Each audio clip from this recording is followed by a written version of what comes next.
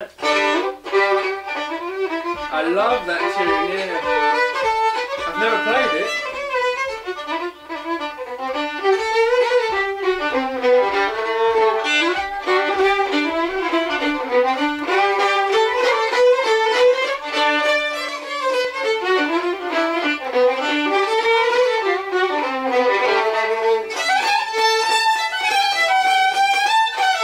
I just wanted to ask you a few questions really about how your style developed, you know, why you play like you do. I mean, did you get any training? Were you trained at all? Trained a little, yeah. They kind of gave up on me. I can't tell you why I sound like I do. Yeah. I can't tell. It's a fair portion of it is because I'm deaf. And in order to hear, I have to probably play a lot more forcefully, right. A lot stronger, put more pressure on the bow than I would do otherwise.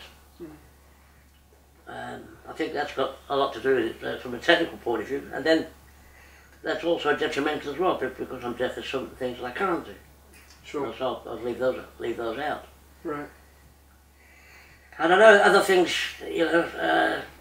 I developed. I mean, as soon as I discovered that playing full finger was tricky, you know.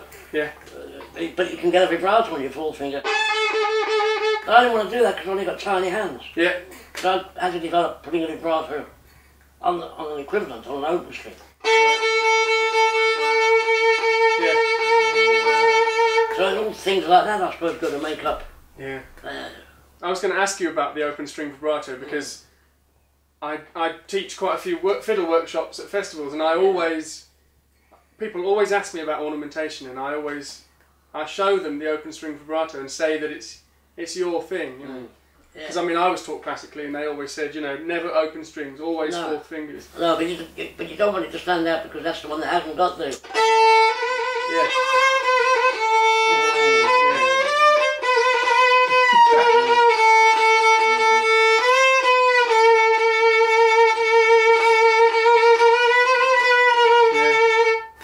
Doesn't sound any different.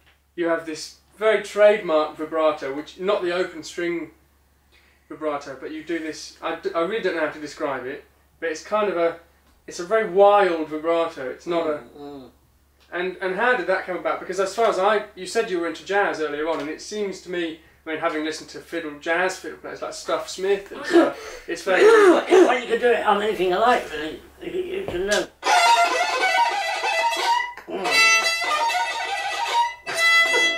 Doesn't matter. Yeah.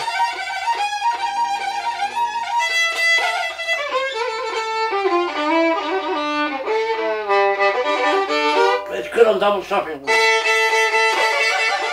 Yeah.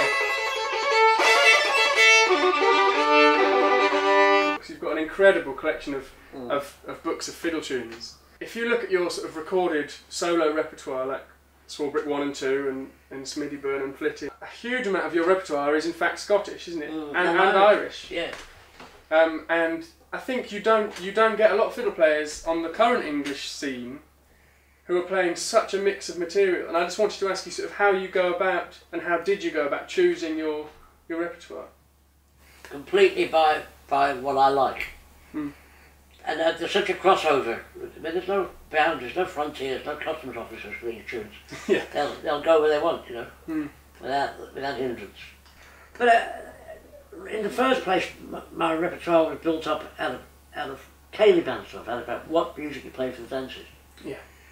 And that could vary within a single dance. You could play predominantly Irish or predominantly Scots or predominantly English. And even you could put in 3/2s. Teach your English in it. I mean, it wouldn't be It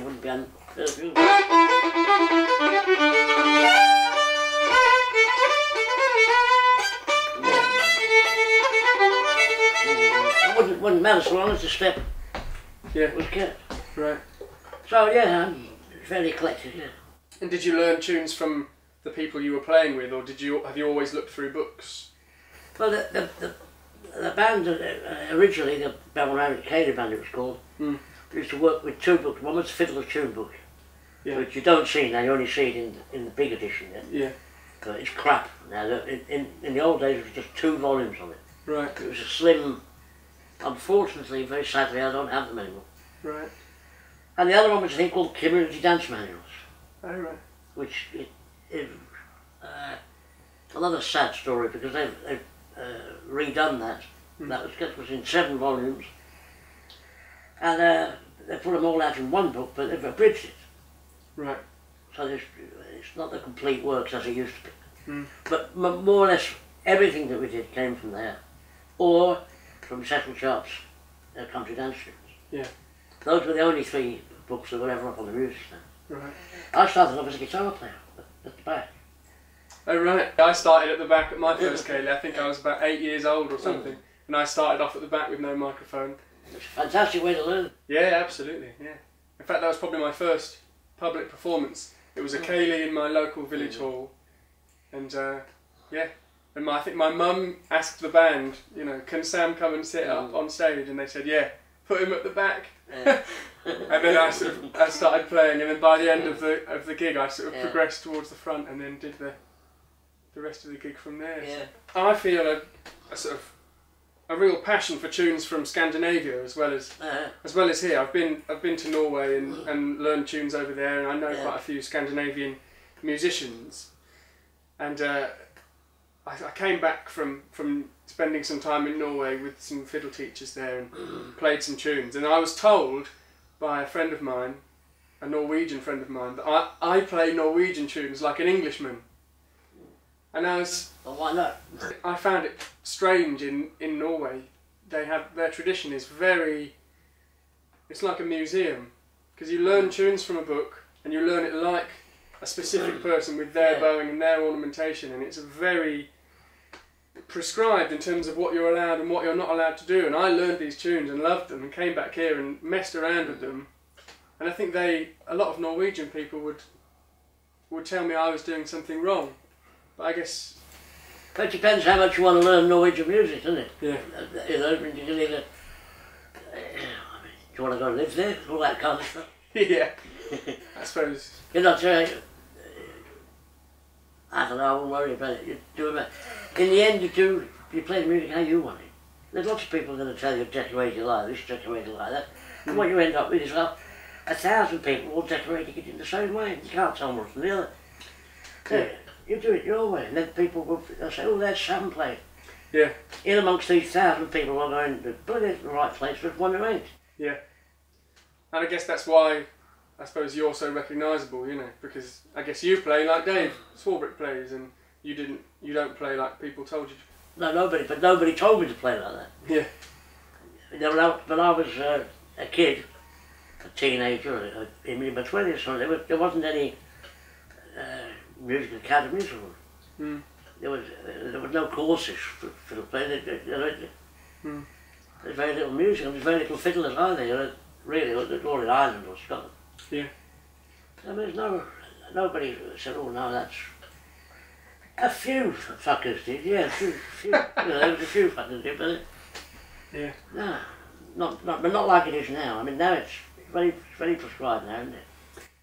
I think there's a lot more, because you can learn it in so many places. I mean, there's a folk degree in Newcastle, and there's summer schools, and there's a lot of fiddle players now, aren't there? Yeah, there is too many, far too many. Far too many fiddle players. Yeah.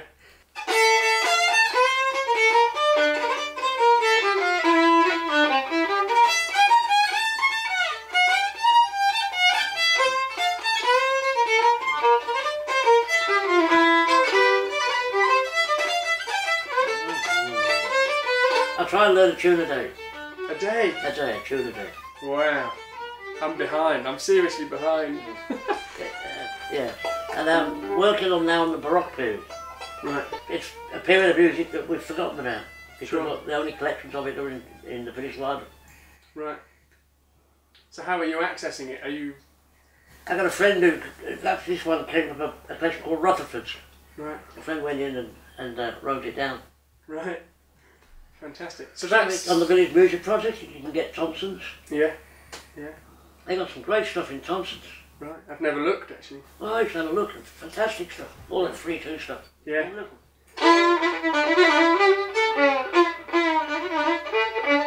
Fantastic stuff. these baroque tunes, I guess, we're talking before Playford. No, we're talking about the same time. About the same time, right? But baroque's roughly 1650, 1750. Yeah. But Playford's roughly the same. Yeah. Maybe a bit earlier. But actually, Playford's just one collection. Why do you think that, for example, Playford is so widely available? Why aren't these other collections published? Because the majority of the other collections, there's only one actual item of it, one artifact. They're not in the public domain because there's only one. Right. So they'll probably remain. They'll remain like that. No, not now. Not now, because the web and people are going in and now fossing it and bringing it out. That's how come John the Green. I'm that pleat sure. So do you think more and more things are going to become available? Yeah, you can go into the British Library. You can sit there. You're not allowed to photograph them, but you can get them out and write them down. And you can write them down. And you look at when Bach was about, and a bit later Handel. Mm. This is the only time, that 100-year period, 1650, 1750, is the only time when the great classical composers had input to our tradition. Sure. Yeah. I mean, that B musical, that piece I just played, you know.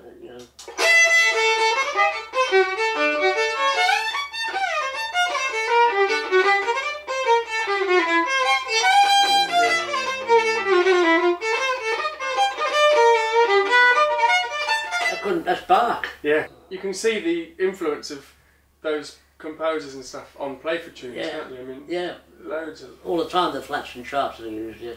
Yeah. The other stuff we play, we get from Victorian compilations. And Victorians were never very good at choosing anything. You know, they're dressing the piano legs up and all that crap. Yeah. They just weren't very good. Far better than the Georgians, where they're like dirty. Yeah. The version of Byker Hill that you do with Martin, how did that come about? How did the tune... It's just organically, it happens. Because it's not easy. It's you know... It's not as hard to do as you think. Right. I first came across it with Bert, you know, he used all kinds of weird stuff with Bert. But I never bothered about the music side of it. I never bothered about learning the academically how it would go, whether it was 2 bars, 4 bars, or 3 bars, or whatever. I just learned the tune. It just, yeah. Yeah. Right. Yeah. You know, that's what I mean, if you think of it in terms of like 2 twos and 3, 3 twos, 3 twos and 3. Yeah. No matter what you do.